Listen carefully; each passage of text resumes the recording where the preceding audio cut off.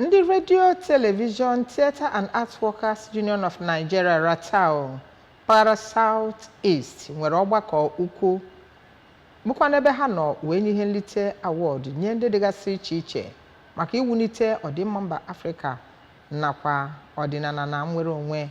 Kenneth dị n'ebe ahụ wetara anyị ozi a. Your Majesty, proceed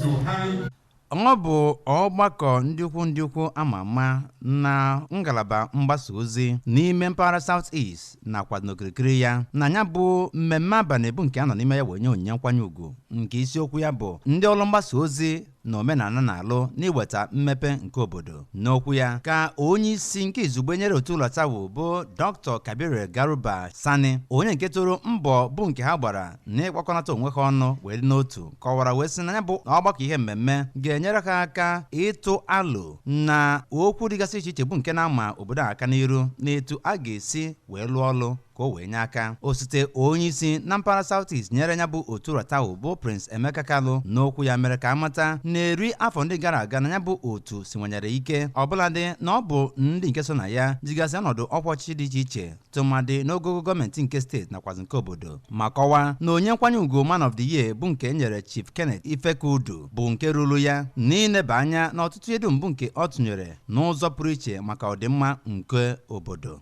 Onye isi oche otu ọrụ obodo ajikọtara ndị nta akụkọ na kansụl Anambra steeti bụ Dr. Emeka Odogwu kwuru na isiokwu nke ya bụ ọgbakọ ihe mmemme magburu onwe ya ma bụrụ nke ga-enye aka wee na-egosi omenala eji wee mara ndị mmadụ ka o wee bụrụ nke a nabatara n'ogogo mba ụwa dịka ọ rụtụrụ aka ka ejigidesi anya bụ amụma ihe mmemme ike. Oriakụ Moristone Enujoke, onye isi oche otu Ratao na steeti abụọ Anambra, n'okwu ya kwuru na ndị ọrụ mgbasa ozi nwere ọrụ pụrụ iche bụ nke ha ga-alụ na ịgbasara ndị mmadụ nkụzi banyere ọkpụrụkpụ ihe ndị nke bara uru nke dị n'omenala. Ya bụ ihe mmemme bụ nke a nọziri n'ime ya wee tụnye Chief Kenneth Ifekudu ihe ntụnye dịka onye nke enyere onyinye nkwanye ugwu Man of the Year nke Ratao nke afọ a bụ 2023. Onye managing director ụlọ mgbasa ozi ABS bụ Sachide Obidiegwu na director na-ahụ maka akụkọ ụwa na okwu akpụ n'ọnụ Maazị Gabe Ọkpalaeze na imerime ndị ọzọ bụ ndị nke bịara ya bụ ihe mmemme.